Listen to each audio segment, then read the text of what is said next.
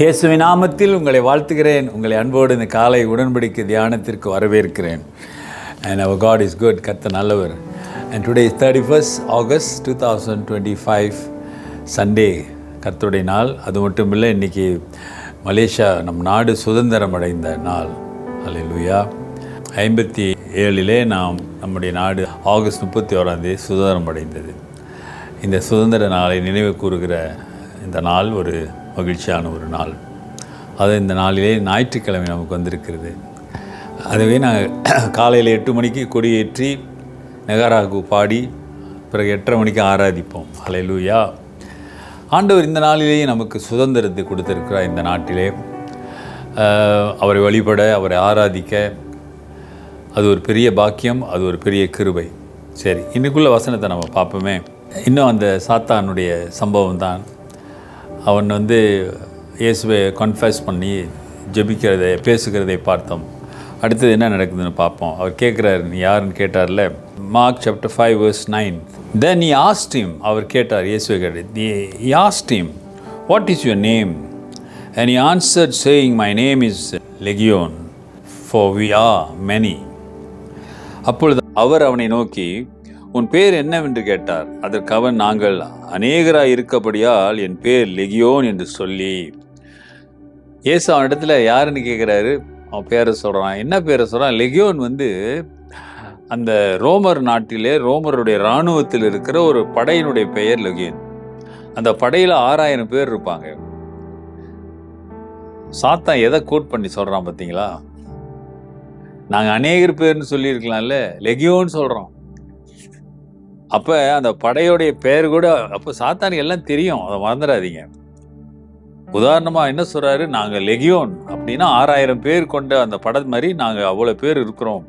6000 பேர்னு சொல்லலை, அவ்வளோ அதிகமான ஆவிகள் அவனை பொசஸ் பண்ணியிருந்தது என்பதை நாம் புரிந்து, அதனால தான் அவ்வளோ மோசமாக அவன் நடந்து கொண்டான். எல்லாம் கட்டி போடுறாங்க செயின்லேயே, அதுலேயும் ஒன்றும் நடக்கலை. தன்னை அடித்து கொண்டு எல்லாத்தையும் பிச்சுக்கிட்டு வரான்.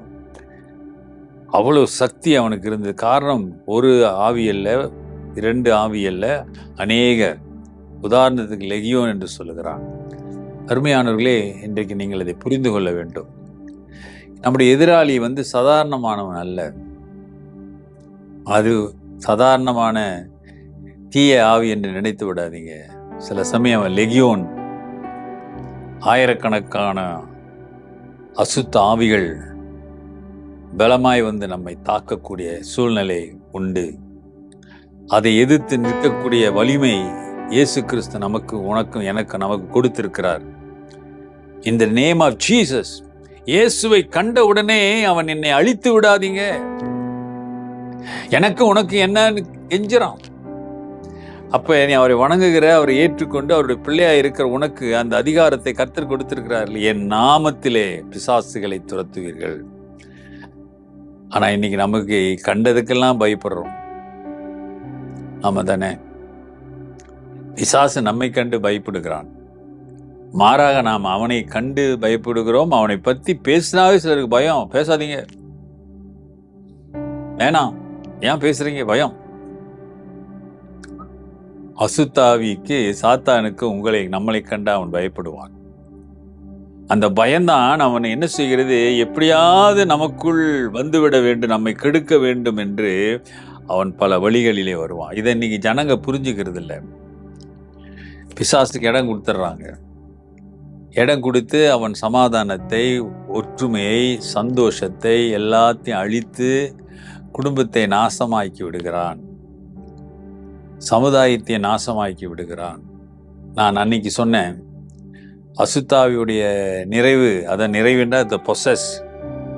ஒன்று வெளியரங்கமாக இருக்கிறது, இன்னொன்று நம்மோடு இணைந்து இருக்கிறது. ஆகவே இன்றைக்கு நாம் யாருடைய பிள்ளையாக வாழ்கிறோம் என்று நாம் யோசித்து பார்க்க வேண்டும். யோசித்து ஆண்டவருக்கு ஒப்பு கொடுங்க. கர்த்தர் பெரிய காரியங்களை செய்வார். அருமையானவர்களே, அவன் ஒரு லெகியோன் 6000 பேர் கொண்டதான். அவன் 2 லெகியோன் 3 லெகியோனாக இருந்தாலும் 10,000 பேர் எந்த பக்கம் இருந்து விழுந்தாலும் கர்த்தர் நம்ம கூட இருக்கிறார். ஆமாம் தானே? அவர் நம் கூட இருக்கும்போதே நாம் பயப்பட தேவையில்லை. ஆகவே எதற்கும் பயப்படாதீங்க, கலங்காதீங்க, விசுவாசத்தில் பலமாக இருங்க. கர்த்தர் உங்கள் வாழ்க்கையிலும் பெரிய காரியங்களை செய்வார். ஜெபிப்போம். நல்ல ஆண்டவரே, இந்த காலை வேளைக்காக நன்றி. இது ஆகஸ்ட் மாதத்தின் கடைசி நாளிலே 31ஆம் தேதி வந்திருக்கிறோம். எங்கள் நாடு சுதந்திரம் அடைந்த நாடு சுவாமி. நீர் கொடுத்த அந்த சுதந்திரத்திற்காக, நீர் கொடுத்த விடுதலைக்காக நன்றி. இந்த மலேசியா நாடு கர்த்தாவே, எல்லா மக்களும் சமாதானமாக, ஒற்றுமையாக, நீதியான ஒரு அரசாட்சியோடு வாழ உதவி செய்யுங்க. உன்னுடைய கரம் எங்கள் நாட்டினுடைய தலைவர்களோடு இருக்கட்டும். உன்னுடைய ஆலோசனை எல்லா தலைவர்களுக்கும் போதுமானதாக இருக்கட்டும். மலேசியாவில் இருக்கிற எல்லா சபைகளையும் ஆண்டவரே நீங்க நடத்துங்க, ஆசீர்வதிங்க, வழி நடத்துங்க. இயேசுவின் நாமத்தில் பிதாவே, ஆமென். நமது ஆண்டவராகிய இயேசுவுடைய கிருபை, பிதாவின் அன்பு, பரிசுத்தாவின் ஐக்கியம் உங்களோடு உங்களை ஆசீர்வதித்து காப்பதாக. என் ஆத்துமாவே கர்த்தரை ஸ்தோத்திரி, என் முழு உள்ளமே அவர் பரிசுத்த நாமத்தை ஸ்தோத்திரி. என் ஆத்துமாவே கர்த்தரை ஸ்தோத்திரி, அவர் செய்த சகல உபகாரங்களை மறவாதே. ஆமென். என் பிரதர் சிஸ்டர், என் சகோதரனே சகோதரியே, இந்த உலகத்தில் இருக்கிறனை விட உனக்குள் இருக்கிறவர் பெரியவர். Take care and God bless.